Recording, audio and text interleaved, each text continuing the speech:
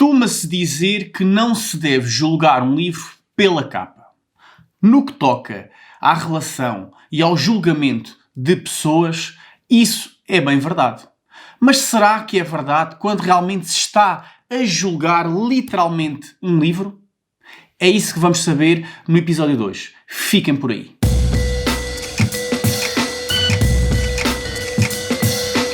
Olá pessoal, bem-vindos a mais um episódio da Zombie TV, uma overdose da cultura geek. O meu nome é Ricardo Trindade, sou owner de serviço e o episódio 2 foi inspirado num post de um grupo de Facebook sobre banda desenhada em que se estava a avaliar a capa da obra O Grande Gatsby, da edição Relógio d'Água, que vai ser editada agora em Portugal. Aquela capa gerou muita discussão, algumas pessoas foram para lá realmente chateadas com a qualidade da capa, não só pela ilustração, mas também, mais ainda, pela composição da própria capa. Houve algumas pessoas que tentaram pôr água na fervura e algumas até não entenderam o porquê daquele ódio direcionado àquela capa em questão. E até mostraram alguns exemplos de capas bem melhores. Eu entendo todos os lados. As pessoas foram para lá muito chateadas e revoltadas com aquela qualidade ou falta de qualidade da capa, e também entendo algumas pessoas não entenderem o porquê da capa ser considerada má. Deu uma ideia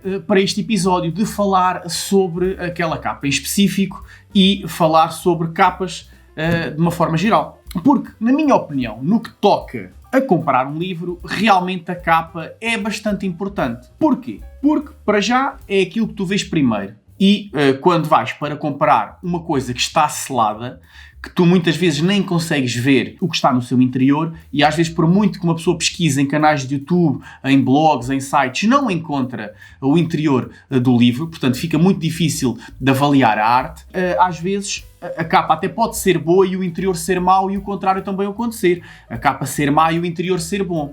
Mas é importante que a capa, já que é a primeira coisa que nós vemos, que a capa seja impactante e que esteja ao mesmo nível de qualidade que o interior do livro. E nem sequer estou a falar da adaptação e da história em si. Isso é outra conversa. Porque se uma editora ou um autor não se preocupa com a qualidade da capa, será que se vai preocupar com a qualidade do interior da obra? Essa é que é a verdadeira questão. E com os livros cada vez mais caros, com o papel cada vez mais caro, nós temos que avaliar bem os nossos investimentos no que toca à literatura. O livro em questão que gerou este episódio e aquela polémica é O Grande Gatsby, da editora Relógio d'Água, que, como vocês podem ver na imagem, a arte em si não é horrível, e eu já vou explicar porque é que não considero a arte má, mas a composição é medonha, porque nós temos 3 tipos de texto e cada texto está alinhado de uma forma diferente. Um dos textos até está no rebordo da piscina a tentar ocupar aquele espaço em branco, o que é absolutamente horrível. Não há qualquer regra de composição. A composição é uma coisa que se estuda e que eu estudei quando eu estava a tirar design de comunicação e produção audiovisual, e é importante para tudo. É importante na pintura, é importante nas capas de livros, nas revistas, no design gráfico. É importante no cinema. A composição, como vocês estão aqui a ver, desta imagem está mais ou menos bem composta. Eu estou ao centro, tenho um plano de fundo atrás, estou mais ou menos bem iluminado, não está 100% como eu quero, mas está uma composição razoável. Uma má composição, por exemplo, seria eu estar assim. Estou um bocadinho na sombra, espaço vazio aqui que não interessa para nada, a não ser que eu esteja aqui a colocar imagens. De resto, isto é uma composição horrível. Pior seria se eu estivesse assim. Estou à sombra, estou completamente desenquadrado. Estão a perceber o exemplo? Portanto, o texto por cima está completamente ao abandono, está por cima de muito ruído. Aliás, a própria ilustração toda tem muito ruído e tem uma perspectiva que não favorece a capa. Poderiam ter exatamente os mesmos elementos, mas numa perspectiva completamente diferente. Uma perspectiva de águia, por exemplo, visão de águia, como se costuma dizer, completamente por cima, em que se via a piscina, as pessoas a nadar.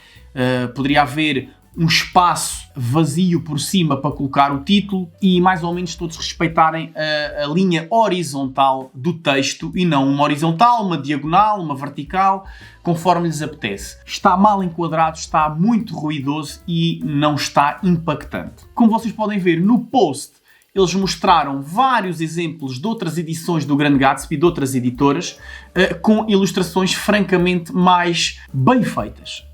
Pelo menos no que toca à composição, ao enquadramento. Muito mais equilibrado, até um pouco mais bonitas, mas se bem que a arte é subjetiva e depende do gosto da pessoa. Eu não desgostei da arte, porque a história passa-se nos anos 20 e aquilo é um retratar, uma homenagem à arte que se usava na altura. Eu tenho aqui uma coleção que a minha mulher comprou há uns tempos no site UK, que é uma coleção de postais que são capas da publicação do New Yorker, aliás, em que tem capas do New Yorker desde os anos 20, neste caso 1923, até 2011. E aqui podemos, e eu vou mostrar, alguns exemplos do que é que são ilustrações dos anos 20 e algumas até mais recentes, mas que estão a homenagear ilustrações dos anos 20. O que é que estas têm de diferente em relativo à capa do livro do Grande Gatsby, do Relógio d'Água? Tem bons enquadramentos, boas composições,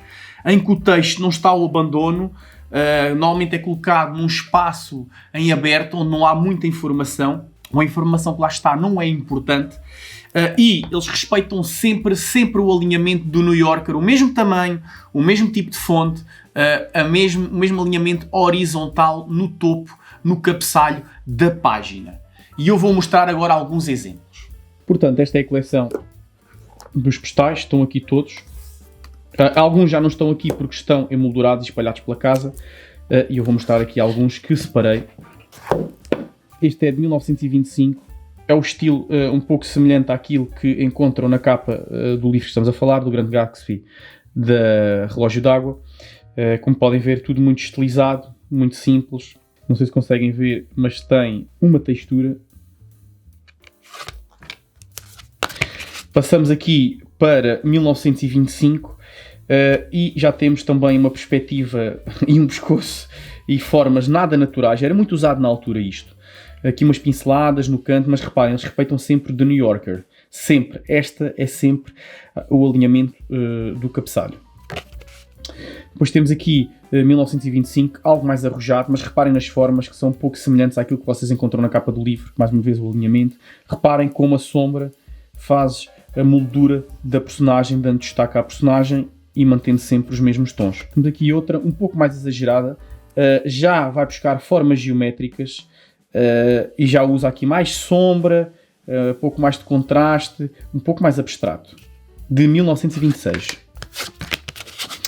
Vamos aqui, 1926 também, mostrar aqui a alta sociedade. Reparem como eles usaram, isto eram toldos que havia, ainda existe em Nova Iorque, à porta de grandes hotéis ou de grandes restaurantes ou de grandes bares, casas mais antigas ainda usam isto, e eles usaram o New Yorker. O ilustrador aproveitou aqui o New Yorker para fazer quase uma caixa de texto para o título. Como o tamanho do New Yorker é quase sempre o mesmo, ele sai aqui um bocadinho para fora, se bem que eu acho que eles poderiam ter mantido, eu penso que aqui é um pouco mais pequeno, ter reduzido um pouco o tamanho do título, ele ter alongado aqui o toldo para realmente enquadrar tudo lá dentro. Reparem que faz uma pequena moldura, aqui as formas das personagens, muito simples. Aqui temos outra visão, que neste caso é uma visão de bird's eye view, ou seja, uma visão da águia assim do topo da cidade e das linhas de comboio. E isto poderia ter sido utilizado na capa do livro do Grande Gatsby.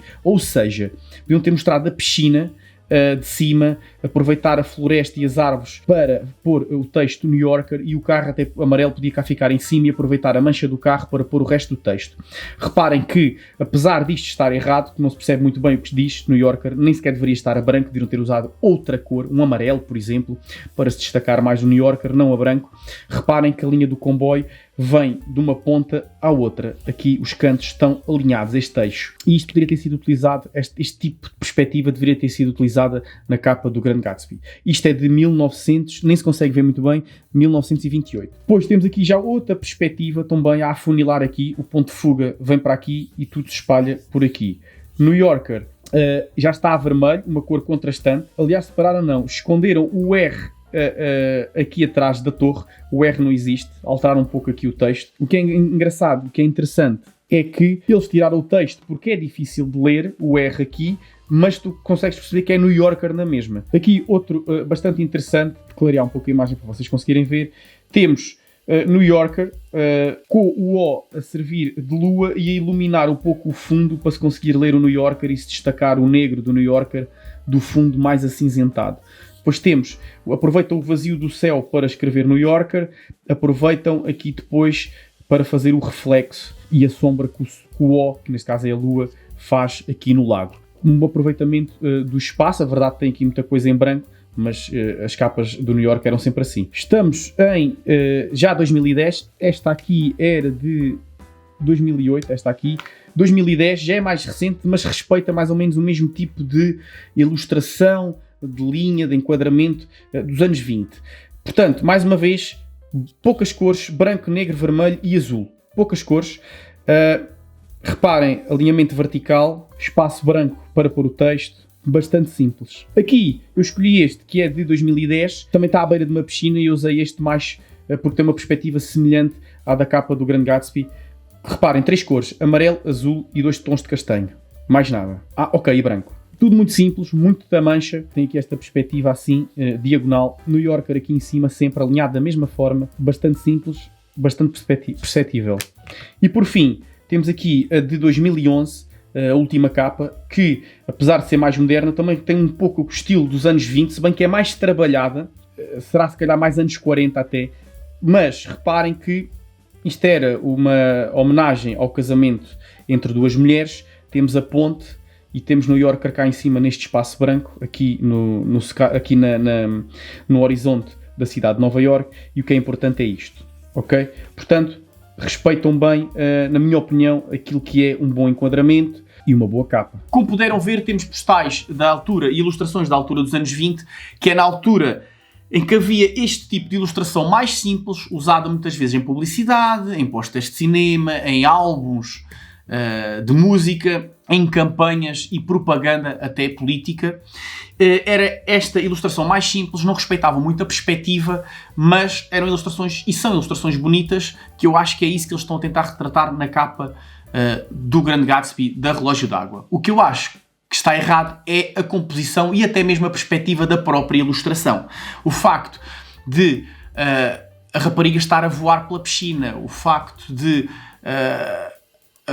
a posição das personagens não estar correta e até o carro não estar terminado, faz parte da própria técnica de ilustração da altura.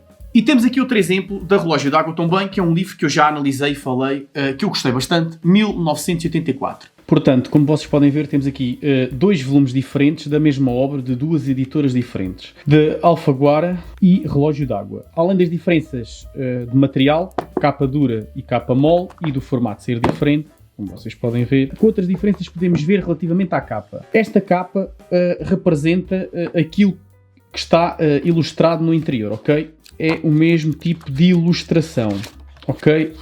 Aqui vocês não vão ao engano. Aqui é um bocadinho diferente porque, apesar de as formas serem, principalmente esta personagem, serem iguais ao que estão no interior, a pintura e a estética, a cor não é a mesma. Portanto, nós temos isto aqui, o interior já é assim, ok? Bastante diferente. Se formos aqui à parte de trás, já vemos algo mais semelhante com o que está no interior, e aqui é a continuação daquilo que está na capa.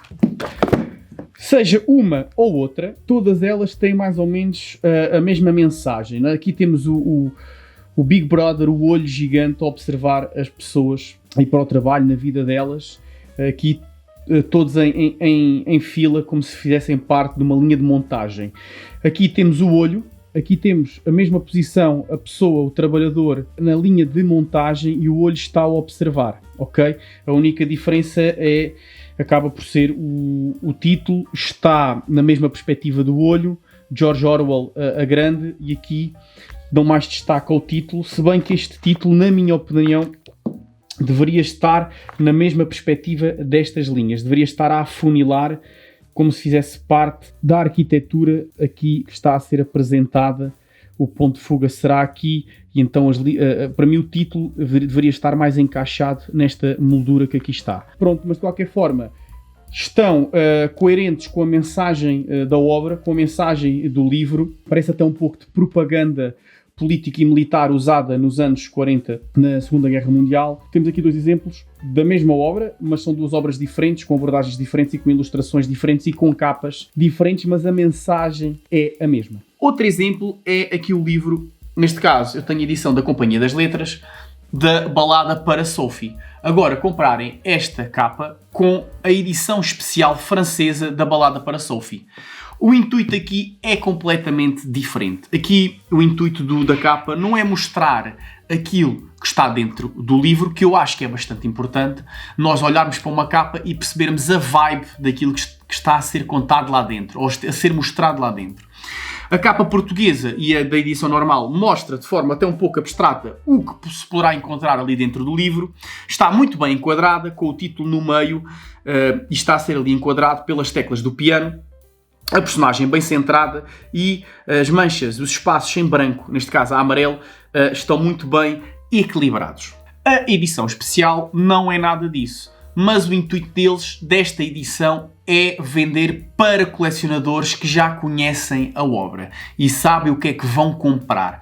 É uma edição, parece que é em pele a capa, tem uma pequena ilustração no meio, a imitar coleções de álbuns mais antigos, que existem algumas edições assim, com este enquadramento, esta encadernação, e é para colecionadores específicos. Um nicho muito pequeno de mercado, que existe também em Portugal, mas existe muito na França. Portanto, o intuito deles não é mostrar o que se passa dentro do livro, é criar algo de luxo para colecionadores muito específicos. Eu posso agora, de seguida, mostrar vários exemplos de capas horríveis, ou mal feitas, ou mal enquadradas, ou a carta é péssima e no mercado americano existem aos pontapés, principalmente nos anos 90.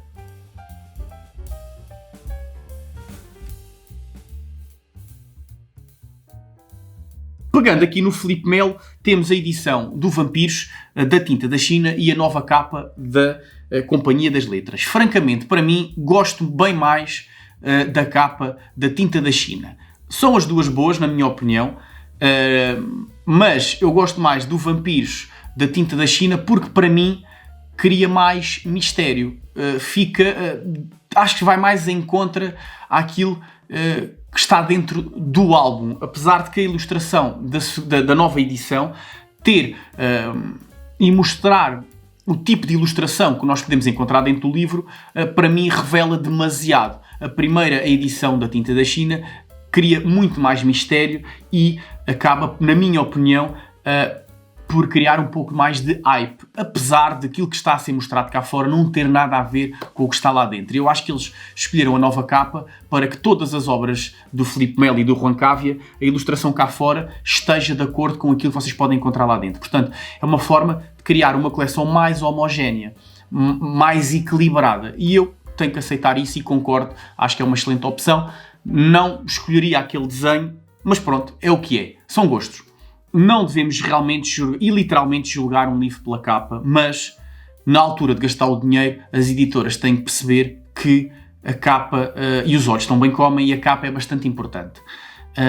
Nós, como pessoal que cria conteúdo para cómics, seja aqui no YouTube, seja em sites, fazemos o nosso trabalho para mostrar aquilo que podem encontrar dentro dos livros, pelo menos no que toca à ilustração. E temos tido a ajuda de bastantes editoras que nos enviam imagens do interior dos livros para podermos mostrar e para as pessoas, quando vão comprar, saberem o que é que vão comprar. Portanto, nós tentamos fazer a nossa parte também, mas não conseguimos falar sobre tudo, nem conseguimos chegar a toda a gente.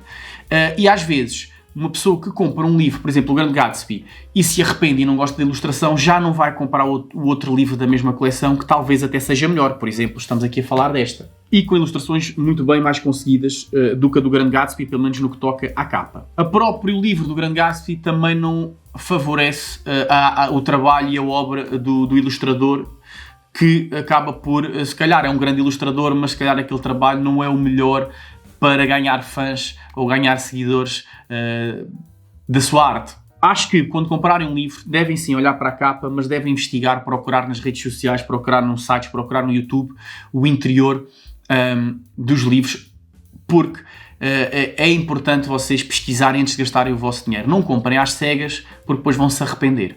E depois já não vão querer comprar mais.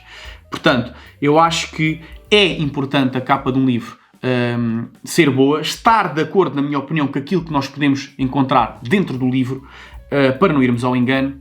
E acho que se uma editora ou um autor se preocupa com a capa, então de certeza que se preocupará muito mais com o seu interior. Pessoal, é uma pequena conversa que tivemos aqui sobre capas de livros. Espero que tenham gostado. Podem deixar as vossas opiniões nos comentários deste vídeo. E não se esqueçam, somos criadores de conteúdos independentes. Dependemos do vosso apoio, da vossa subscrição e das vossas partilhas.